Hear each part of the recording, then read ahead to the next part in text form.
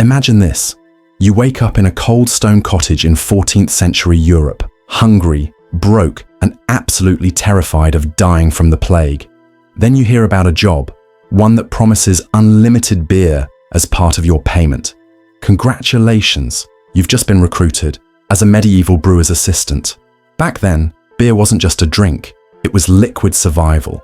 Water sources were often filthy, teeming with bacteria, parasites, and things that should probably remain unnamed. Beer, on the other hand, was boiled during brewing, making it far safer to drink than plain water. As a result, people drank beer daily. Children, monks, farmers, merchants. Everyone had their own mug. And this is where you come in. Your job? Work long hours in a dark, smoky brewhouse, stirring massive vats of grain mash with wooden paddles taller than you are. Shovel barley into hot kettles, scoop out steaming hops, and taste test the product. Not because you want to, but because it's literally part of quality control. The upside: free beer, buckets of it. Brewmasters gave their workers a daily beer allowance, often several litres a day, because it was safer than water and, let's be honest, kept morale tolerable. The downside: you weren't drinking modern IPAs with delicate citrus notes. Medieval beer was thick, cloudy, and sometimes tasted faintly of hay, or worse. But when your choices are cloudy beer or dysentery water, you drink it gladly. Little did you know, this job wouldn't just keep you hydrated, it would make you part of a global trade network that was brewing, literally and figuratively, behind the scenes. As the brewer's apprentice, your life revolved around one truth: beer kept the entire medieval world running. In most towns, beer wasn't just a drink. It was a staple food. Known as liquid bread, it provided calories, nutrients, and safe hydration for everyone, from peasants to kings. Some monasteries even produced liquid fasting beers. Strong, hearty brews that monks would consume instead of food during Lent. But here's where it gets interesting. Brewing wasn't just an art, it was big business. Villages without clean water relied almost entirely on brewhouses, meaning your work determined the health of the entire community. A single bad batch could make people sick, tank trade, and ruin reputations. Your daily tasks included fetching mountains of grain, crushing malt, boiling wort, and preparing different strengths of beer: small beer, low alcohol for children and laborers; standard beer, everyday drinking for adults; strong ale, reserved for festivals, nobles, and high-paying merchants. And while this sounds noble, the working conditions were less so. The brewhouse was sweltering, thick with steam and smoke, and the smell of fermenting yeast clung to your clothes like glue. By midday, your face would be flushed, your arms sore, and your boots sticky from spilled mash. But at the end of the day, the pay came in two parts: a few coins and an endless mug. Beer was literally considered part of your wage, enough to drink your fill, trade with neighbors, or even pay small debts. Ironically, brewers were more respected than many medieval doctors because their craft kept people alive. Without safe beer, villages risked illness and chaos. In a world where bathing was rare and sanitation was laughable, beer quietly became the unsung hero of survival. And yet, for some workers, free beer wasn't enough. That's where beer riots, royal regulations, and scandalous black markets entered the story. Section 3. Beer, Power, and Medieval Politics. By now, you're thinking this is the greatest gig of the Middle Ages. Free beer, steady work, a sense of purpose. But here's where things get political. You see, brewing wasn't just about keeping villagers hydrated, it was about control. In many towns, local lords or monasteries owned the rights to brewing, meaning your free beer came with strings attached. Taxes were imposed on ingredients, sales, and sometimes even on how strong the beer could be. Royal decrees regularly dictated brewing practices.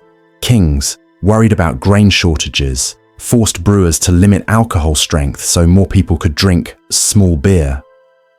Others passed laws requiring standardized mugs so no one could cheat the crown out of taxes. And where there are laws, there are rebels. Secret brewing rings popped up in hidden barns and basements, creating unregulated, stronger beer for nobles willing to pay extra. Some brewers even smuggled hops across borders despite bans, a risky business that could land you in stocks or worse. But the real drama came when the church got involved. Monasteries became medieval brewing giants, producing beer so good and so abundant that they dominated local economies. Monks brewed for fasting, for festivals, for pilgrims, and most importantly, for profit. Competing against them? Nearly impossible. Still, there was one perk to working under powerful brewers. The beer allowance grew with status. Ordinary assistants got a few litres a day. But brewmasters, especially in large abbeys, sometimes received up to a gallon of beer daily, their personal privilege written into guild contracts. And, if you're imagining everyone stumbling around drunk, not exactly. Medieval beer had lower alcohol content than modern brews, especially the small beer most workers drank, but it was enough to keep spirits high, literally and figuratively. Yet just when brewing seems like a dream job, you discover the dark side of unlimited beer.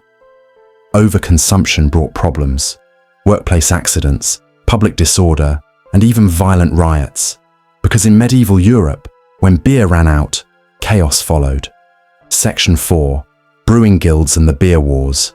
By the late Middle Ages, brewing wasn't just a job. It was a battlefield. As beer demand exploded, brewing guilds began popping up in nearly every major town. These weren't just social clubs. They were powerful organizations that controlled prices, recipes, and even who could call themselves a brewer. To join a guild, you'd need years of apprenticeship, proving you could make a beer that wouldn't accidentally poison half the city. In return, guild membership meant protection and privilege. You got access to better ingredients, legal immunity from some taxes, and, you guessed it, even more free beer. But where there are guilds, there are conflicts. Brewers fought millers over grain prices. Brewers fought tavern owners over distribution. Sometimes entire neighborhoods erupted into beer riots. Yes, those were real, when a lord tried to impose new taxes, or when rival guilds sabotaged each other's supply. And then came the rise of hopped beer, imported from Germany. Traditionally, English and French ales used no hops, relying on herbs and spices instead. But hopped beer lasted longer, tasted better, and, most importantly, made more money. Cue the beer wars. Traditional ale brewers hated it. Governments got involved. Laws were passed banning or restricting hops in some regions. One royal decree in England even called hops a wicked weed, corrupting God's drink. Spoiler: hopped beer won. By the 15th century, it dominated the market, and brewers who adapted became wealthy. Those who resisted, gone. For the lucky few, brewing wasn't just a profession anymore. It was a path to power. Some master brewers became local celebrities, trading beer for political favors, securing better land, and even marrying into nobility.